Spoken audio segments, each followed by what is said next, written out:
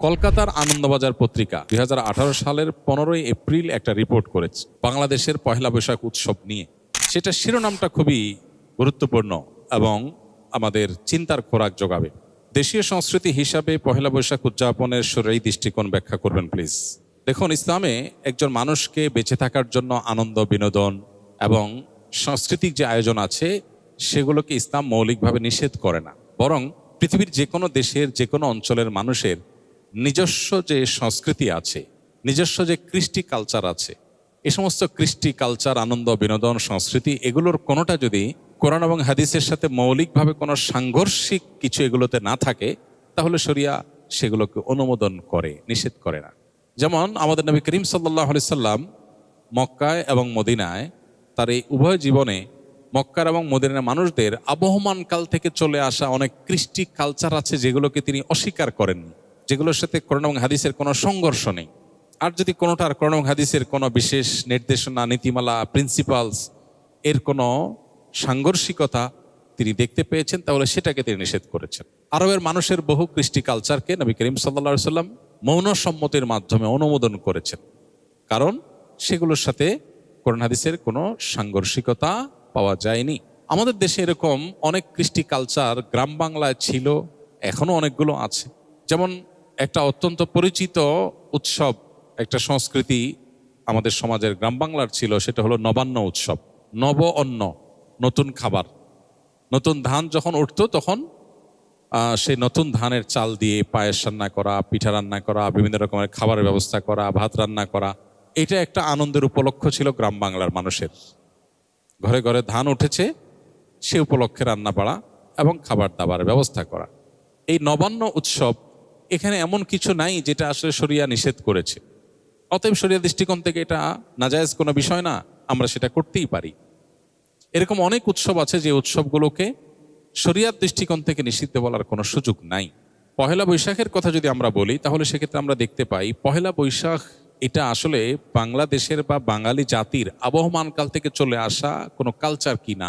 পহেলা বৈশাখের যে রূপ আমরা দেখতে পাই এখন, এটা তো শুরু হয়েছে 1989 সাল থেকে। ধাপে ধাপে এটা পরিবর্তিত হয়েছে, সেটা আমরা জানি সবাই। বাট এটার একেবারে প্রাচীন রূপ যদি আমরা দেখি পহেলা বৈশাখের, তাহলে দেখতে পাই পহেলা বৈশাখ উপলক্ষে মূলত জমিদারি প্রথা যখন চালু ছিল এ অঞ্চলে, তখন জমিদাররা বছরের যে খাজনা নিত কৃষকদের কাছ থেকে, এই খাজনা তোলার শেষে বছরের প্রথম দিনে তারা এই পহেলা বৈশাখে তারা একটু মিষ্টি মন্ডা প্রজাদেরকে খাওয়াতো। তাহলে এটা ছিল খাজনা উত্তোলন উৎসব, যেটা করতো জমিদারেরা। জমিদার প্রথা বিলুপ্ত হয়ে যাওয়ার পর এই খাজনা উত্তোলন প্রথাও বিলুপ্ত হয়ে গেছে। এরপরে পহেলা বৈশাখের দ্বিতীয় ধাপে যে কালচারটা আমরা আমাদের শৈশব থেকে দেখে বড় হয়েছি গ্রাম বাংলায়, সেটা হলো গ্রামে শহরে সব জায়গায় একটা কালচার ছিল, সেটা হলো হাল খাতা। সারা বছর যত রকমের ব্যবসা বাণিজ্য হতো, বিশেষ করে মুদি মালামাল, অন্যান্য যে সমস্ত সব রকমের ব্যবসা বাণিজ্যই যেগুলো চলমান ছিল, দোকানদারেরা তাদের সারা বছরের যে লেনদেন হতো, বাকিতে যে লেনদেন হতো, এই সব পাওনাদারদেরকে চিঠি দিত চৈত্র মাসে যে পহেলা বৈশাখ শুভ হাল খাতা, দোকানে আসবেন, দেনা পরিশোধ করবেন, যেহেতু দেনা পরিশোধ করছেন সেজন্য আপনাকে একটু মিষ্টিমুখ করানো হবে। এই হাল খাতার কালচার গ্রামে শহরে সব জায়গা ব্যাপকভাবে আমাদের দেশে প্রতিষ্ঠিত ছিল। সারা বছরের দেনা পহেলা বৈশাখে এসে পরিষ্কার করে, ক্লিন করে, নতুন করে আবার খাতা খোলা হতো। এই জন্য এটার নাম ছিল হাল খাতা। এই হাল খাতা হলো পহেলা বৈশাখের দ্বিতীয় ধাপের সংস্কৃতি বাংলাদেশের মানুষের বা বাঙালির। এরপরে 1989 সালে মূলত ঢাকা ইউনিভার্সিটির চারুকলা ইনস্টিটিউট থেকে কিছু শিক্ষক শিক্ষার্থীদের উদ্যোগে সর্বপ্রথম পয়লা বৈশাখ উপলক্ষে যে শোভাযাত্রা বের করা হয়, সেই শোভাযাত্রার নাম ছিল কি? আনন্দ শোভাযাত্রা। কিছুদিনের মধ্যেই সেটার নাম পরিবর্তন হয়ে গেল মঙ্গল শোভাযাত্রা। তারপরে আবার সেটা পরিবর্তিত হয়ে এখন বৈশাখী শোভাযাত্রা বা অন্য কোনো নাম পর্যন্ত হয়তো এসে ঠেকেছে।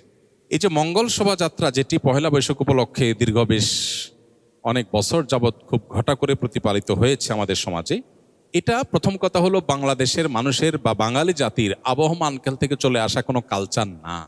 কৃষ্টি বা কালচার কোনো কলেজ বিশ্ববিদ্যালয় থেকে পরিকল্পিতভাবে নোট লেখে একদম সাজিয়ে গুছিয়ে কোনো কৃষ্টি বা কালচার এভাবে শুরু হয় না। আমাদের বাংলাদেশের মানুষের যে আবহমান কাল থেকে যে চলে আসা কালচারগুলো একেবারে মানুষের ভেতর থেকে উঠে এসেছে, এই পহেলা বৈশাখ উপলক্ষে মঙ্গল শোভাযাত্রার নামে যা হচ্ছে অন্তত এটা কখনো সে আবহমানকাল থেকে চলে আসা বাংলাদেশের মানুষের মধ্য থেকে গড়ে ওঠা বেড়ে ওঠা কোনো কৃষ্টি বা কালচার না।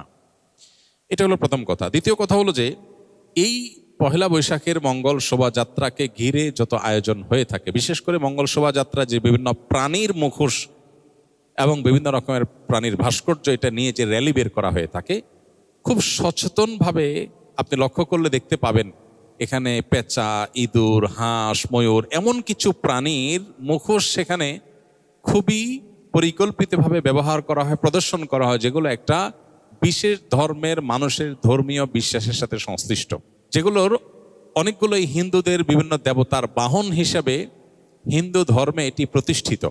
এবং এই যে শোভাযাত্রা হয়ে থাকে, এই শোভাযাত্রার আয়োজক চারুকলা ইনস্টিটিউট সংশ্লিষ্ট শিক্ষকবৃন্দ, ব্যক্তিবর্গ বিভিন্ন সময়ে যে সমস্ত বক্তব্য পত্রপত্রিকা দিয়েছেন, আপনি এখনো গুগল করলে, অনলাইনে সার্চ করলে আপনি দেখতে পাবেন যে তারা স্পষ্ট করে বলেছেন মঙ্গল শোভাযাত্রাটা হলো মঙ্গলের উদ্দেশ্যে যাত্রা। মানে এই যাত্রা কেন হচ্ছে? যাতে করে মঙ্গল আসে।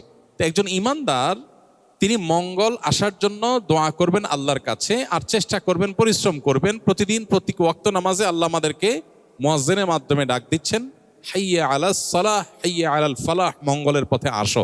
প্রতিদিন 5 বার ডাকা হচ্ছে সালাতে আসার, আল্লাহর কাছ থেকে দোয়া করে প্রার্থনা করে মঙ্গল চাওয়ার নির্দেশ আমাদেরকে দেয়া হচ্ছে। সেখানে এই বিশেষ প্রাণীর মুখোশ এটা ধারণ করার, র্যালিতে নিয়ে বের করার মধ্য দিয়ে মঙ্গল আসতে পারে বা মঙ্গল এভাবে আহ্বান করে মঙ্গল আনা যেতে পারে, এরকম বিশ্বাস করা ইমানের সাথে অসঙ্গতিপূর্ণ। যে এটা আসলে মুসলমানদের ওপর চাপিয়ে দেওয়া একটা সংস্কৃতি, যেটা মূলত অনেক ক্ষেত্রে হিন্দু ধর্মের মানুষদের সংস্কৃতি, সেটা মুসলমানদের উপরে চাপিয়ে দেওয়া হচ্ছে।